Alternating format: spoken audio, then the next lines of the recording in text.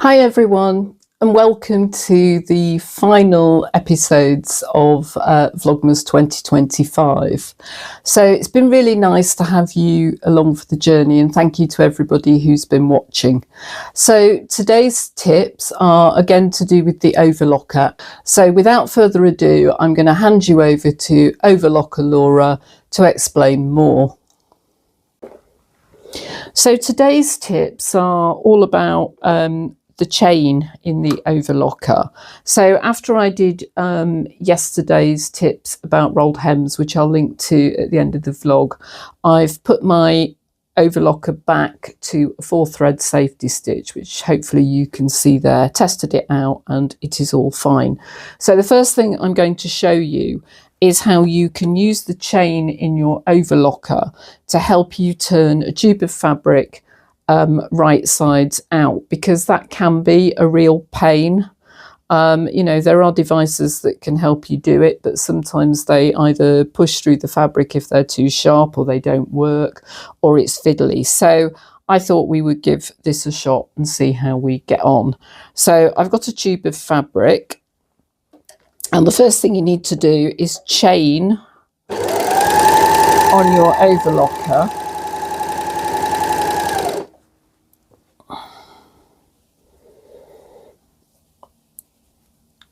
until you get a chain which is a little bit longer than your tube. So I'm going to do a little bit more just to be sure. So there we go, look.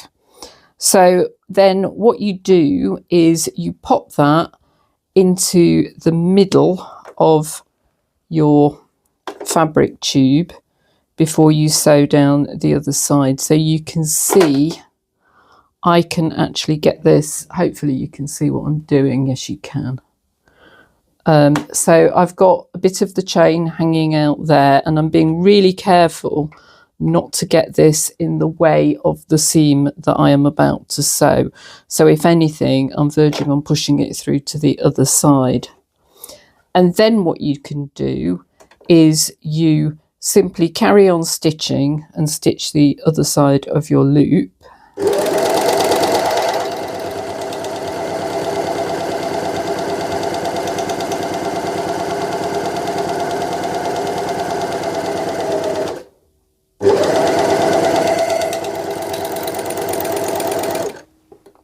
Like that, and I've just cut that off. Obviously normally you would finish that off properly, and then what you do is you take hold of your end piece there and you pull.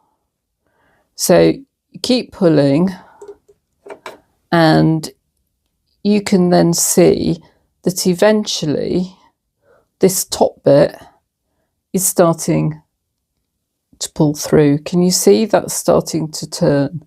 So you keep pulling, and you can feel the thread is just pulling the fabric so that it's going to end up right sides out. So you just have to be patient and take your time, and then eventually you can see it's coming out like this. So there you go. So there you have your tube of fabric turned to the right side, and you haven't had to worry about using any point turners or perish the thought trying to do it with scissors or a sharp knitting needle or anything like that. And you have a loop that's turned to the right side. So then of course you can just neaten off your Overlocker stitches. So I think that's a really handy tip. And of course, if you don't want your overlocking stitching to be quite so thick, I'm sure you could do it with 3-thread, and particularly if your fabric's really light like this, it'll hold up fine doing that. So that's how you can turn the fabric out to the right side using nothing but your Overlocker chain. So that's the first tip. And then the second tip is something that I saw on my Stitch Sisters tutorial again. Let me just chain a little bit further and then I can show you. Right. So because the next thing that I want to do with my overlocker is I actually want to rethread it so that I can carry on sewing hubby's jeans.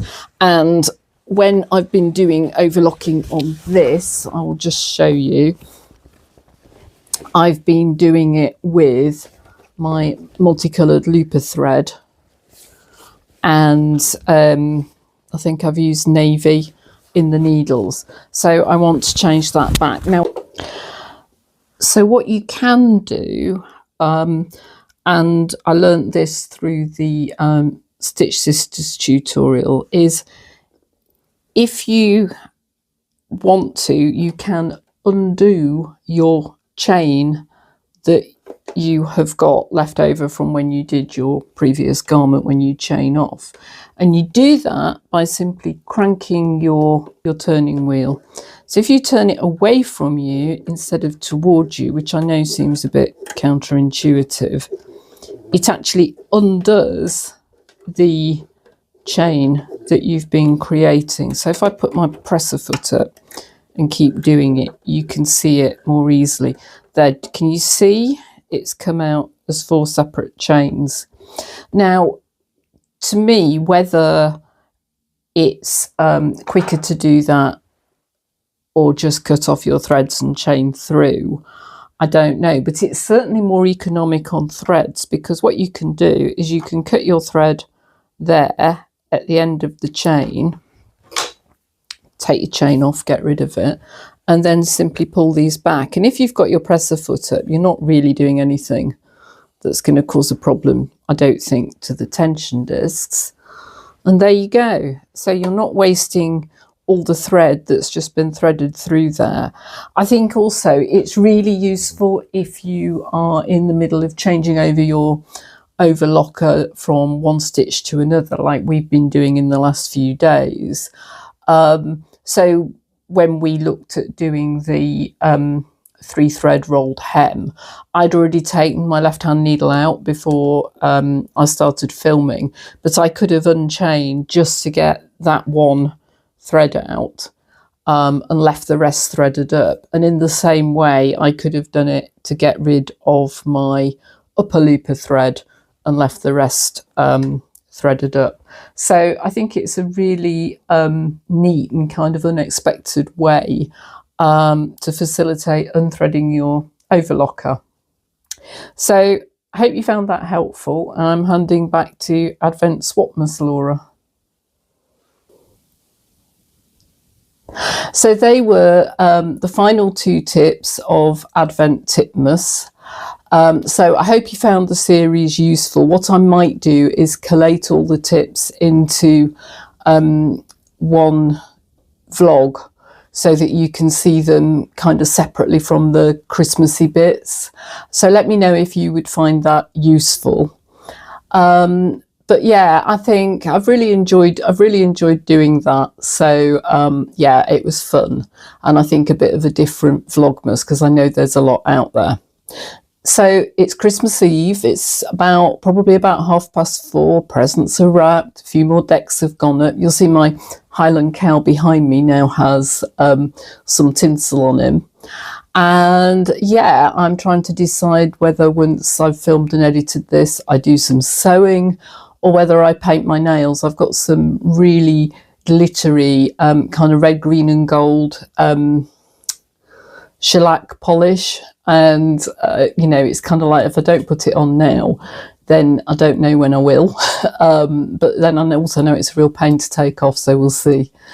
So we're not going away for Christmas. We're here on our own, hubby and myself. So quiet Christmas, and then I am back doing my National Trust thing on Saturday. I'm really hoping to be somewhere in one of the family rooms, because I've been in the servants' quarters both times, so I haven't seen the rest of the house yet. So I am hoping to get there a bit early on Saturday and maybe go through and take some footage before I start work. So yeah, so looking forward to that. Let's open the final 2 gifts from the lovely Tina, who is bobbing along nicely. Hopefully you can see I have got on the earrings that she gave me as gift 10, and I think they're lovely, and I said I might wear them to Tredegar House on the day I opened them, and I did, and I love them. So yeah, absolutely brilliant. So I have got gifts 11 and 12. So gift 11 is a little I was going to say round, but it's not, is it? It's a cylinder. That's the word I'm looking for. So lilac thread. Oh, that's lovely. So now I am very curious, because this gift number 12 feels like it might be fabric. So this is a really nice kind of pale pinky lilac. And here comes gift number 12. So my final gift. It's very heavy. Easier to open than the thread. Oh, Tina, this is amazing. And now I can see why I have the thread. Hopefully you can see that. Tina, thank you so much. We definitely have the same taste, don't we? I adore this. Look at this. I love this. I love this. Don't know how much is here.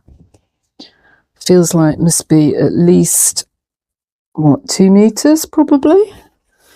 It is so lovely, and I think it's probably a cotton. Feels like a cotton to me.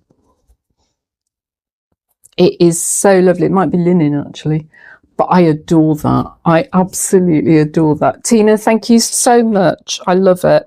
Absolutely love it. So I really hope you've liked your gifts from me as much as I've loved the ones from you. You've been an absolute joy to do Swapmas with, and I hope this is the beginning of a lovely friendship. So yes, I am now feeling very Christmassy, which I haven't been doing, I have to say, but I am now. So if you celebrate Christmas, I hope you have a fantastic time. If you don't, I hope that you have a peaceful break for the holidays, if you are getting holidays anyway. I'm not sure yet whether I'm going to release a vlog between Christmas and the New Year. I might do some filming, but I might leave it and come back on early in the New Year, because I know everybody's really busy, sort of visiting people and seeing friends and things in the time between Christmas and New Year. So I might just leave it and come back then. But thank you for watching. Thank you to everybody who's subscribed, liked and commented during 2025. I really appreciate it, and I really hope to be able to do more on YouTube in 2026. Bye for now.